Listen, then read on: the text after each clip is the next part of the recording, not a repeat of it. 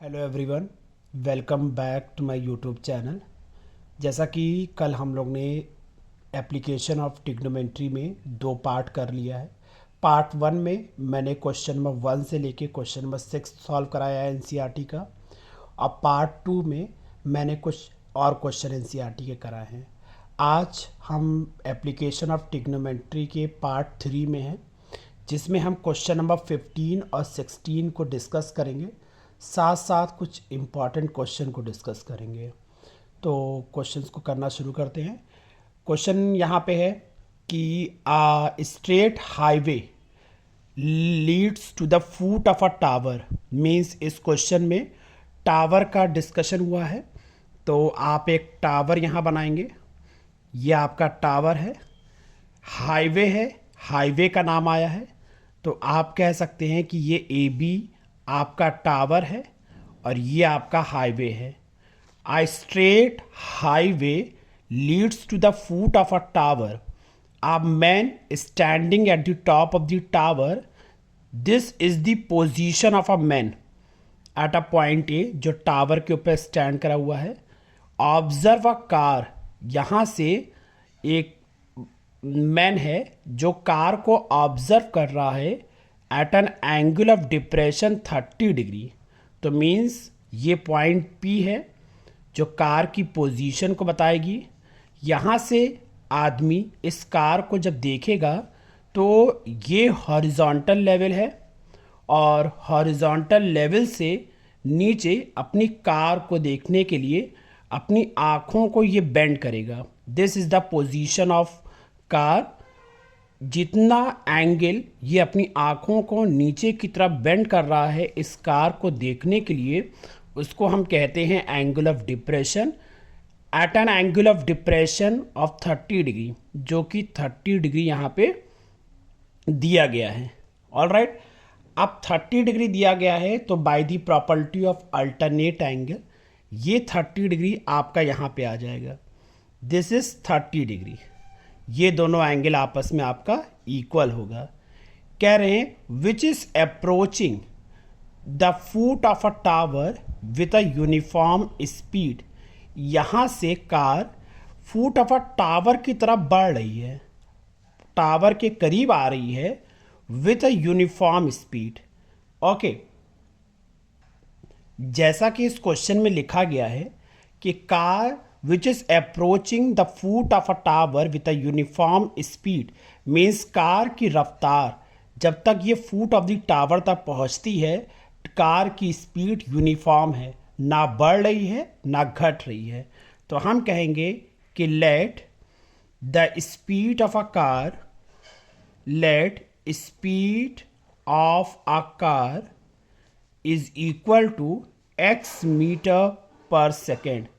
Car की speed हम x kilometre per second मान रहे हैं, तो कार चाहे यहाँ पे होगी तब भी इसकी स्पीड x होगी, कार यहाँ पहुँचेगी तब भी इसकी स्पीड x होगी throughout the journey. 6 second later, 6 second बाद कार पॉइंट P से कार पॉइंट Q पे पहुँचेगी। 6 सेकेंड लेटर, 6 सेकेंड बाद पॉइंट P से पॉइंट Q तक कार पहुँच रही है। The angle of depression of the car is found to be 60 degree. जब 6 सेकेंड बाद कार P से Q पे पहुंच रही है तो ये आदमी इस कार को जब देखेगा तो अपनी आँखों को ये और झुकाएगा। तो ये 60 डिग्री पे अपनी आँखों को झुका रहा है, तो अल्टरनेट एंगल की प्रॉपर्टी से ये आपका 60 डिग्री हो जाएगा। डन। अब कहा जा रहा है find the time taken by the car to reach the foot of the tower. तो मीन्स आपको P से Q आने में कार को 6 सेकेंड लग रहा है। क्वेश्चन में पूछा जा रहा है Q से B तक आने में उसको कितना समय लगेगा, का टावर के फुट तक पहुंचने में उसको कितना समय लगेगा। तो let the time taken to reach from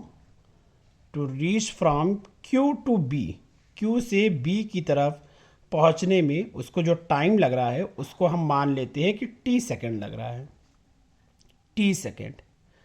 done. अब देखिए, अगर अब हम देखें तो बी क्यू क्या है, बी क्यू एक डिस्टेंस है, टी क्या है, टाइम है, एक्स क्या है, स्पीड है। तो हमको पता है कि speed is equal to distance upon time होता है। स्पीड एक्स है, यहाँ पे अगर हम डिस्टेंस निकालें तो डिस्टेंस बी क्यू है, और टाइम निकालें तो टाइम यहाँ पे टी है। क्रॉस मल्टीप्लाई करेंगे तो T X is equal to B Q आ जाएगा। All right class. उसी तरीके से हम सेम फंडा बगल में भी यूज़ करेंगे। तो यहाँ पे speed is equal to distance upon time होगा। स्पीड x है, डिस्टेंस यहाँ पे QP हो जाएगा, और टाइम कितना समय लग रहा है, 6 सेकेंड। क्रॉस मल्टीप्लाई करेंगे तो 6x आपकी QP की वैल्यू आ जाएगी। डन। अब मेरा वही फंडा, जैसा कि हम आपको समझाते रहते हैं कि छोटे ट्रायंगल से चलेंगे आपका आंसर ऑटोमेटिक आ जाएगा। छोटे ट्रायंगल से चलने का मतलब है in triangle A B Q, in triangle A B Q. तो जब हम ट्रायंगल ए बी क्यू में जाएंगे, आपको ये और इन दोनों के परपेंडिकुलर और बेस के बीच में रिलेशन डेवलप करने के लिए हम tan 60 डिग्री लिखेंगे, जो कि हो जाएगा आपका A B upon B Q, perpendicular upon base. tan 30 की वैल्यू होती है √3। ए बी की वैल्यू हमें नहीं मालूम, बी क्यू की वैल्यू टी एक्स है। ये आप इक्वेशन 1 कह सकते हैं, और यहाँ पे ले सकते हैं यूजिंग इक्वेशन 1। उसके बाद हम क्रॉस मल्टीप्लाई करेंगे। तो जब आप क्रॉस मल्टीप्लाई करेंगे तो ये आपका हो जाएगा √3 T X is equal to A B की वैल्यू आ जाएगी। Done class. उसके बाद अब हम चलेंगे बड़े ट्रायंगल में। अपने रूल के हिसाब से जब हम बड़े ट्रायंगल की बात करते हैं तो ट्रायंगल ए बी पी होगा। तो अब हम यहाँ लिखेंगे in triangle A B P, in triangle A B P, in triangle A B P. जैसा कि आप एंगल दे सकते हैं, यहाँ 30 डिग्री है तो कहेंगे tan 30 degree, you will write here tan 30 degree is equal to perpendicular upon base A B upon B P, A B upon B P. तो ये आपका ए बी होगा और नीचे वाला हिस्सा आपका बी पी होगा। tan 30 की वैल्यू की होती है 1 अपॉन √3।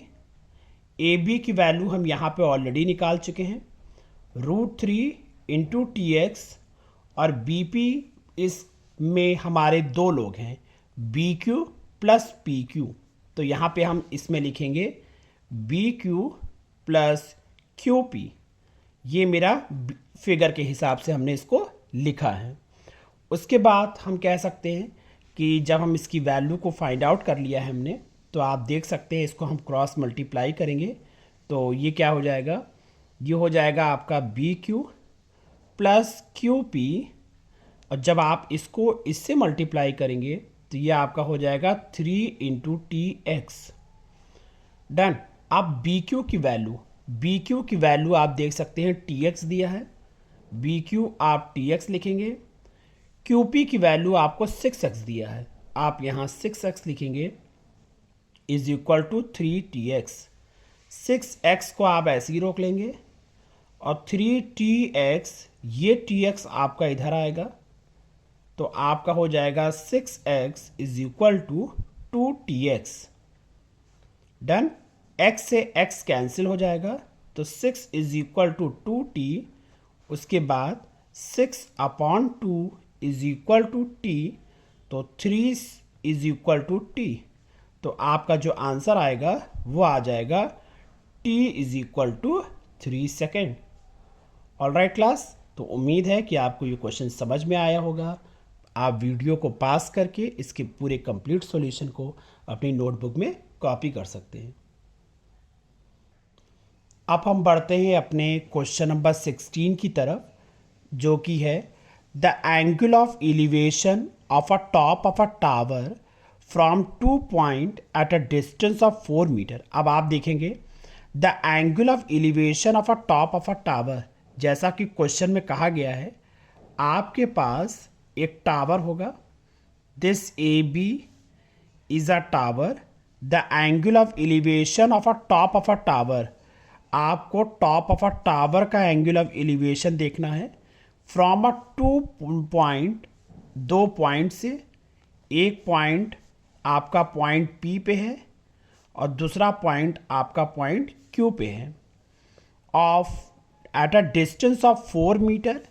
ये पॉइंट P आपके 4 मीटर की डिस्टेंस पे है और दूसरा वाला पॉइंट Q आपका 9 मीटर की डिस्टेंस पे है from the base of a tower. इस क्वेश्चन को हम दोबारा समझेंगे। The angle of elevation of a top of a tower, top of a tower आपका पॉइंट ए है, फ्रॉम अ 2 पॉइंट, 2 पॉइंट से एंगल ऑफ एलिवेशन की बात हो रही है, तो 2 पॉइंट से angle of elevation of 4 metre and 9 metre from the base of the tower. तो इन पॉइंट की दूरी बेस ऑफ द टावर से 4 मीटर और 9 मीटर की दूरी पे है, in the same straight line, जो कि एक ही स्ट्रेट लाइन पे है, with it are complementary. Angle of elevation की बात हो रही है जो कि कॉम्प्लीमेंट्री है। लैंग्वेज को समझना है। शुरुआत करी थी एंगल ऑफ एलिवेशन से of a top of a tower from a point at a distance of 4 metre and 9 metre are complementary. जैसे क्वेश्चन में कहते हैं कि यहाँ पे हमें कहना है कि the Kajal is a good girl, तो हम ये नहीं कहेंगे Kajal is a good girl, यहाँ पे लैंग्वेज को घुमाएंगे। Kajal the student of class 10th A is studying in Saint Xavier's is a good girl. Okay, तो वही बात है कि द एंगल ऑफ एलिवेशन को सीधे सीधे कहा गया है कि वो कॉम्प्लीमेंट्री है। कॉम्प्लीमेंट्री का मतलब क्या होता है? कॉम्प्लीमेंट्री का मतलब होता है कि दो एंगल का सम 90 डिग्री हो तो उसे हम कहते हैं कॉम्प्लीमेंट्री एंगल। अगर एक एंगल यहाँ पे अगर 10 हो जाए तो ये 80 होगा, ये अगर 70 हो जाए तो ये 20 होगा। डन। अगर ये यहाँ पे 30 हो जाए तो ये आपका 60 होगा, 60 मतलब 90 माइनस 30। तो अगर ये थीटा है तो ये 90 माइनस थीटा हो जाएगा। डन। कहा गया है find the height of the, prove that the height of a tower is, तो कहेंगे कि टू प्रूव, हमें प्रूव करना है, प्रूव करना है height of a tower, prove करना है height of a tower A B is equal to 6 metre, हमको यहाँ पे प्रूव करना है। डन। क्वेश्चन बहुत ही आसान है, जैसा हमने आपको रूल्स बताए रखे हैं उस तरीके से करेंगे तो आपका ऑटोमेटिक सॉल्यूशन आ जाएगा। हम हमेशा छोटे ट्रायंगल से चलेंगे, तो प्रूविंग इसका देख सकते हैं हम लोग। तो आप कहेंगे in triangle A B P tan theta is equal to A B upon B P. हम in triangle A B P में जा रहे हैं, ये आपका परपेंडिकुलर है, ये आपका बेस है, तो A B upon B P. तो आप यहाँ दे सकते हैं टेन थीटा आपका ऐसे ही रहेगा। आपको क्वेश्चन में ए बी नहीं दिया गया है, बी पी की वैल्यू 4 दी गई है, हम क्रॉस मल्टीप्लाई करेंगे तो 4 टेन थीटा आपका ए बी की वैल्यू हो जाएगी। ऑलराइट, अब हम अपने रूल के हिसाब से अब हम चलेंगे कौन से ट्रायंगल में? लार्जर ट्रायंगल में। तो कहेंगे in triangle A B Q 10 90 minus theta is equal to A B upon B Q. तो 10 90 माइनस थीटा को हम क्या कहते हैं? हम 90 माइनस थीटा ये है perpendicular upon base, perpendicular upon base हमारा 10 थीटा का फॉर्मूला होता है। तो 10 90 माइनस थीटा था, इस वजह से हमने यहाँ 90 माइनस थीटा रखा। 10 90 माइनस थीटा को हम कॉट थीटा कहते हैं, ए बी अपॉन आपका बी क्यू हो जाएगा। देन उसके बाद हम कहेंगे कॉट थीटा ए बी आपका ऐसे ही रहेगा, बी क्यू क्वेश्चन में दिया गया है, बी से क्यू तक की दूरी 9 मीटर है, तो ये आपका 9 मीटर हो जाएगा। हम मीटर नहीं लिखते हैं, क्रॉस मल्टीप्लाई करेंगे तो अब आप देख सकते हैं कैलकुलेशन पार्ट है, तो ये हो जाएगा 9 into cot theta is equal to A B हो जाएगा। 9 आप कह सकते हैं ए बी की वैल्यू भी दी गई क्वेश्चन में, अगर आप कहें तो 9 कॉट थीटा, ए बी की वैल्यू आपको दिया गया है 4 टेन थीटा, तो 9 कॉट थीटा का रेसिप्रोकल होता है टेन थीटा, तो tan theta is equal to 4 tan theta. Alright, उसके बाद हम जब क्रॉस मल्टीप्लाई करेंगे तो ये हो जाएगा 9 is equal to 4 tan square theta, तो 4 आपका नीचे आ जाएगा, और ये हो जाएगा आपका 10 स्क्वायर थीटा, ये स्क्वायर इधर आएगा रूट हो जाएगा, तो 9/4 इज इक्वल टू हो जाएगा 10 थीटा, और ये हो जाएगा आपका 3/2 इज इक्वल टू 10 थीटा। इसकी वैल्यू को हम लाकर इक्वेशन 1 में पुट कर देंगे, तो putting value of 10 theta in equation 1, तो आपका हो जाएगा 4 into 3/2 is equal to A B, इसको हम कट करेंगे तो ये हो जाएगा 6 is equal to A B, तो आपका आंसर आ जाएगा A B is equal to 6 metre. यही हमको प्रूव करना था। अगर आपको किसी भी क्वेश्चन में, अगर आपको किसी भी क्वेश्चन में कोई डाउट होता है तो आप इनबॉक्स में ज़रूर लिखें, आपके डाउट्स को क्लियर कराए जाएंगे अगर आपको कोई क्वेश्चन समझ में नहीं आता है तो। अब हम आएंगे अपने कुछ आर डी शर्मा के क्वेश्चन पे, कुछ एक्स्ट्रा क्वेश्चन पे, जिसको आपको समझाया जाएगा कि जिससे आपके बेसिक कॉन्सेप्ट और क्लियर हो जाए। तो आप देख सकते हैं इस क्वेश्चन को, जो कि इम्पॉर्टेंट है। कहा गया है कि the angle of elevation of the top of a tower as observe from the angle of elevation of a top of a tower. जैसा कि क्वेश्चन में टावर का वर्ड आया है, तो सबसे पहले हम टावर को ड्रॉ करेंगे। This is our tower. The angle of elevation of the top of a tower, तो means top of a tower हमारा पॉइंट ए है, as observe from a point on the ground.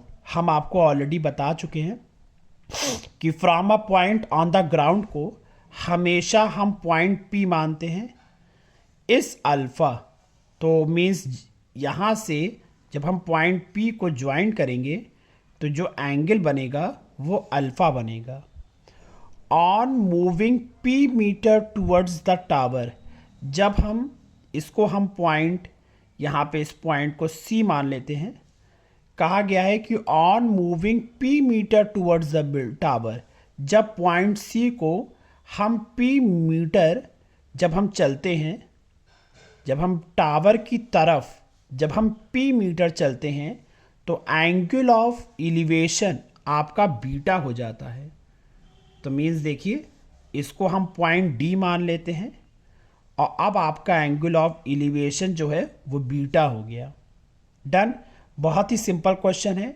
The angle of elevation of a top of a tower, ये A B मेरा tower है, मेरी position point A पे है। आप ground के किसी पॉइंट सी से जब आप इसके एंगल ऑफ एलिवेशन को नापते हैं तो वो अल्फ़ा आता है। जब हम पी मीटर की डिस्टेंस की टावर की तरफ बढ़ते हैं पी मीटर, तो एंगल ऑफ एलिवेशन आपका बीटा हो जाता है। क्वेश्चन में कहा गया है कि प्रूव करिए, हमें क्या प्रूव करना है। क्वेश्चन में कहा गया है टू प्रूव कि height of a tower, height of a tower figure के हिसाब से ए बी है। हमको ए बी की वैल्यू प्रूव करनी है कि P tan alpha dot tan beta upon tan beta minus tan alpha होगी। डन। अब देखते हैं क्वेश्चन को। जब हम इस ट्राइंगल में जाएंगे, in triangle A B D में जाएंगे, तो हम कहेंगे टेन बीटा टेन बीटा। देखिए हमारा जो गाइडेंस था कि हम छोटे ट्राइंगल से फिर बड़े ट्राइंगल पे आएंगे, अगर आप उस गाइडेंस को फॉलो करते हैं तो क्वेश्चन और भी आसानी से समझ में आ जाएगा आपको।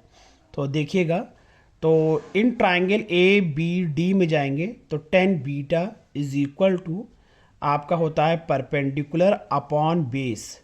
तो ये मेरा परपेंडिकुलर है और ये मेरा बेस है, A B upon B D हो जाएगा हमारा टेन बीटा।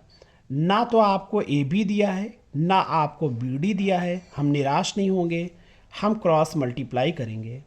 तो B D dot tan beta is equal to A B हमारे पास आ जाएगा। डन। उसके बाद हम बड़े ट्रायंगल में चलेंगे जैसा कि इंस्ट्रक्शन हमने आपको दे रखा है। तो अब हम चलेंगे in triangle A B C tan alpha is equal to perpendicular upon base A B upon B C. तो टेन अल्फ़ा आपका ऐसे ही रहेगा। ए बी की वैल्यू हम ऊपर निकाल चुके हैं, आप इक्वेशन 1 से यहाँ रख सकते हैं B D tan beta. B C में दो लोग हैं, B D plus D C, और यहाँ लिखेंगे यूजिंग इक्वेशन 1 को यूज़ करके हमने ए बी की वैल्यू को रखा है। उसके बाद हम कहेंगे tan alpha is equal to B D हमें नहीं मालूम है, ऑल राइट। टेन बीटा हम ऐसे ही कॉपी कर लेंगे, बी डी हम ऐसे ही लिखेंगे। डी सी की वैल्यू क्वेश्चन में दी रखी है पी मीटर, तो हम डी सी को पी लिखेंगे, क्रॉस मल्टीप्लाई करेंगे।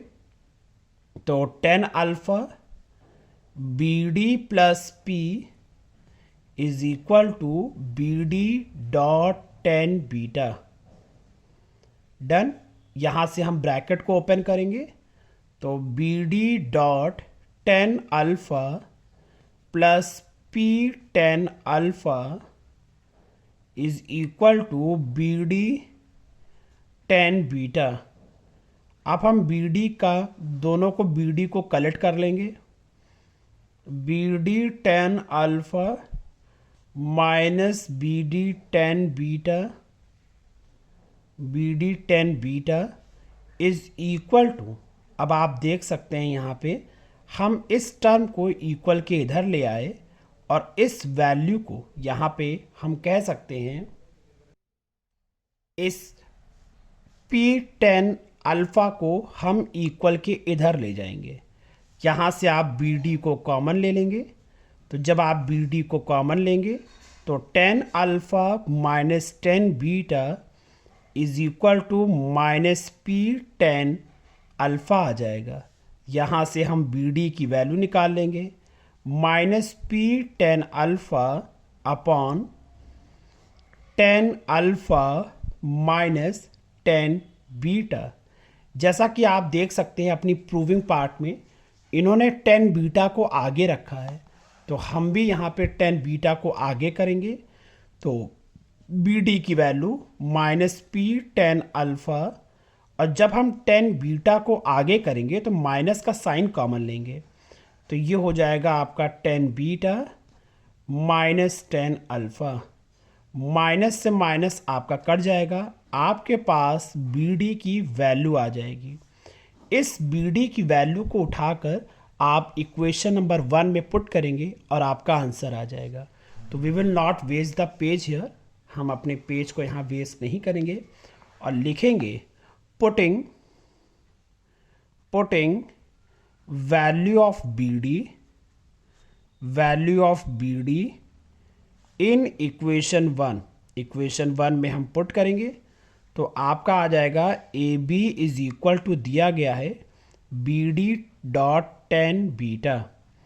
तो A B is equal to, आप देख सकते हैं कि जो बी डी की वैल्यू है उसको हम यहाँ उठा के रखेंगे, तो ये हो जाएगा P tan alpha upon tan beta minus tan alpha, ये आपका एक ब्रैकेट में multiplied by tan beta.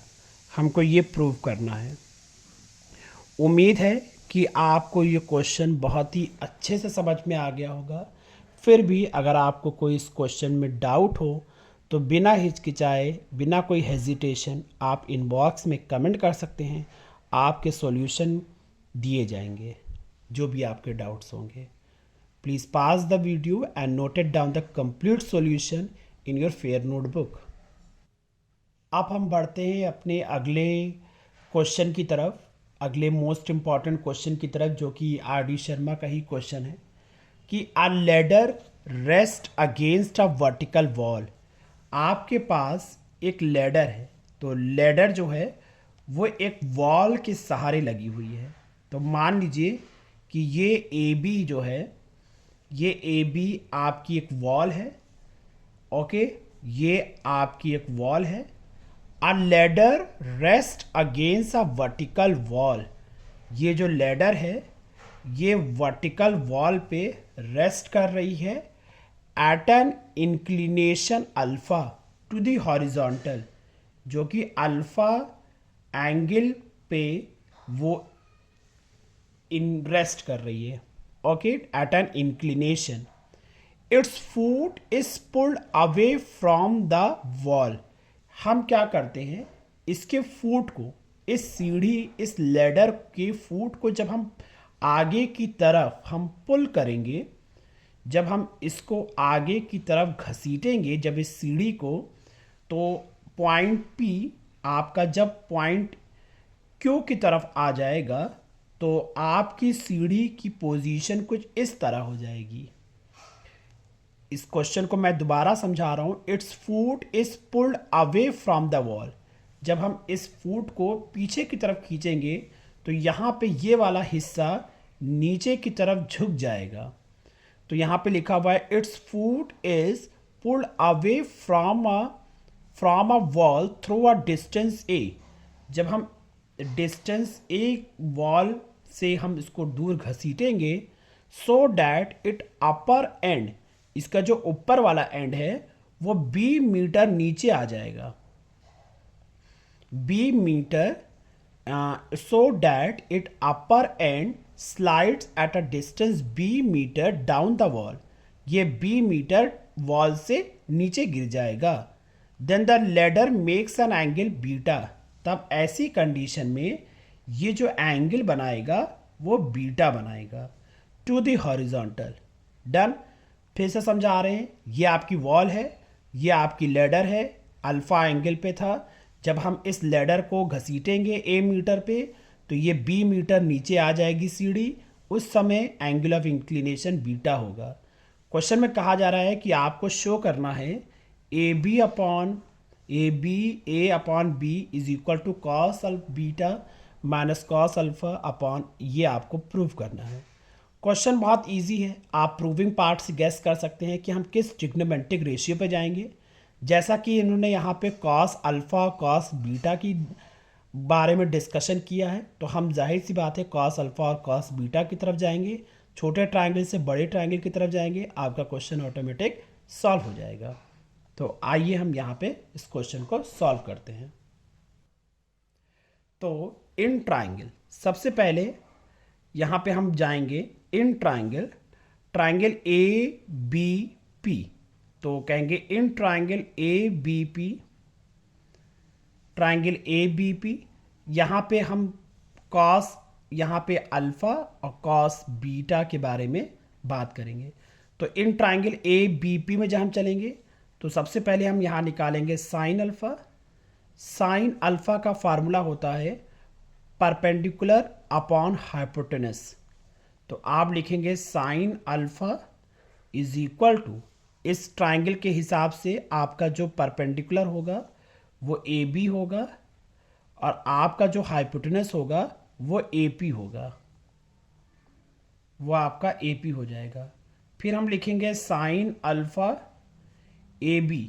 A B में दो पार्ट है, A R plus R B. तो आप ले सकते हैं A R plus R B upon, यहाँ पे आपका B P, this is A P आपका ऐसे ही रहेगा। हाइपोटेनस। उसके बाद हम कहेंगे sine alpha is equal to A R की वैल्यू बी दी गई है, स्मॉल बी लिखेंगे, R B upon A P आपका ऐसे ही रहेगा, क्रॉस मल्टीप्लाई करेंगे तो A P sine alpha is equal to B plus R B आपको दिया गया है। डन। हम यहाँ से आर बी निकाल सकते हैं। हम क्या कहेंगे, A P sine alpha will be as it is, B आपका इधर आ जाएगा और ये हो जाएगा आपका R B. Done.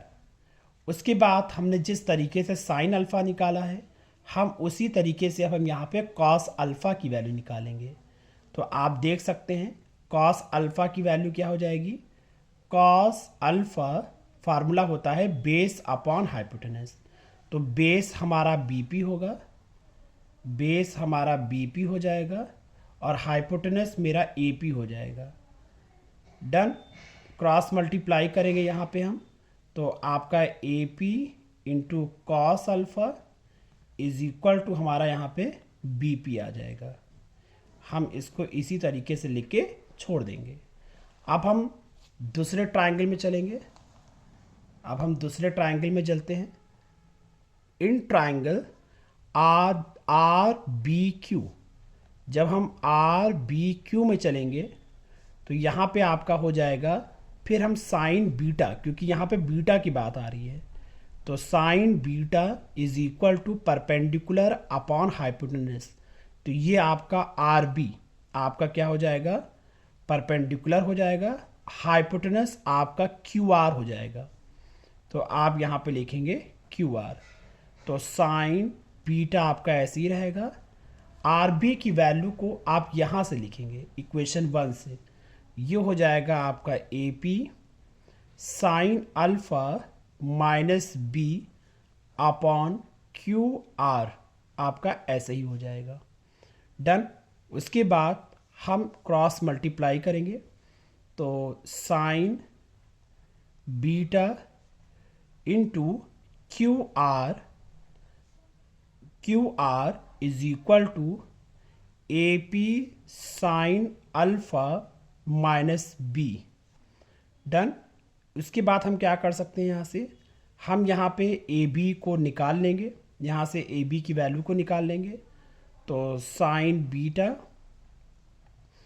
Q R, इसको हम इक्वल के इधर ले आएंगे तो minus A B sine beta alpha is equal to आपका हो जाएगा माइनस बी की वैल्यू, माइनस से मल्टीप्लाई करेंगे तो बी को इधर ले आइए और ए पी को ए पी साइन अल्फा माइनस इसको इधर लाएंगे तो क्यू आर साइन बीटा हमारा ये आ जाएगा। ऑल राइट, इस तरीके से हमारी बी की वैल्यू आ जाएगी।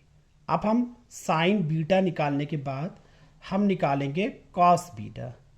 तो कॉस बीटा का फॉर्मूला क्या होता है आपका, परपेंडिकुलर बेस अपॉन हाइपोटेनस। तो जब हम बेस की बात करेंगे तो बेस आपका होता है यहाँ पे क्यू बी, या आप क्यू बी कह सकते हैं, बी क्यू कह सकते हैं।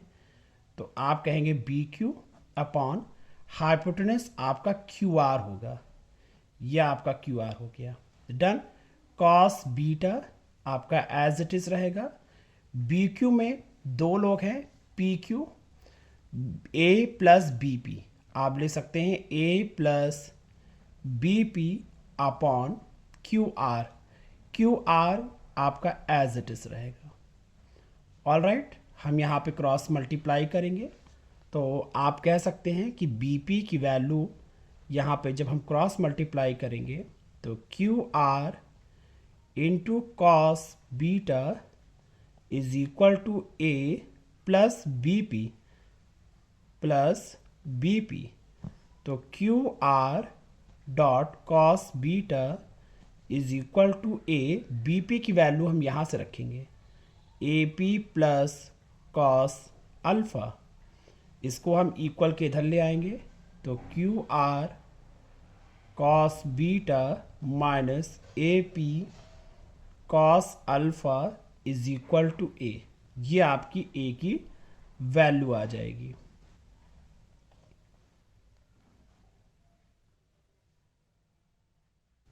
तो जैसा कि आप अपने कैलकुलेशन में देख सकते हैं कि हमने ए की वैल्यू निकाल ली, हमने यहाँ पे बी की वैल्यू और ए की वैल्यू को फाइंड आउट कर चुका है।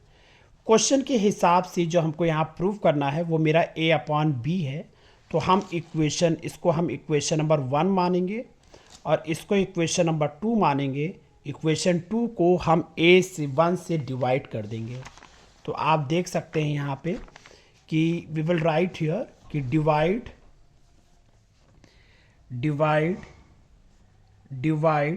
Equation 2 by 1। तो जब हम इक्वेशन 2 को 1 से डिवाइड करेंगे तो आपका क्या कंडीशन होगा, यहाँ पे आप देखिएगा कि what you will get here, आपको क्या मिलेगा। जब हम इक्वेशन 2 को 1 से डिवाइड करेंगे तो आप देख सकते हैं A is equal to Q R cos beta A P cos alpha आ जाएगा, ए के नीचे बी आ जाएगा और इधर A P sine alpha minus Q R sine beta. अब आप अपने फिगर में देखिए, फिगर में क्यू आर क्या है, ये क्यू आर है, ये जो लाइन है क्या है आपकी क्यू आर है। ए पी क्या है, ये जो लाइन है ये आपकी ए पी है। ये दोनों है क्या, ये लैडर है। तो क्या इस पूरे दोनों कंडीशन में क्या ये दोनों लैडर की साइज चेंज होगी? लैडर की साइज कभी चेंज नहीं होगी, एक ही सीढ़ी है। जब इसको हम शिफ्ट करेंगे थोड़ा सा डाउन हो जाएगी मगर लैडर छोटा बड़ा नहीं होगा। तो आप कह सकते हैं क्यू आर ए पी के इक्वल होगा, जिसको हम यहाँ पे x मान लेंगे, ये लैडर की साइज होगी। तो आप कह सकते हैं a upon B is equal to Q R को हमने x माना cos beta minus A P को हमने x माना cos alpha upon x sine alpha minus x sine beta.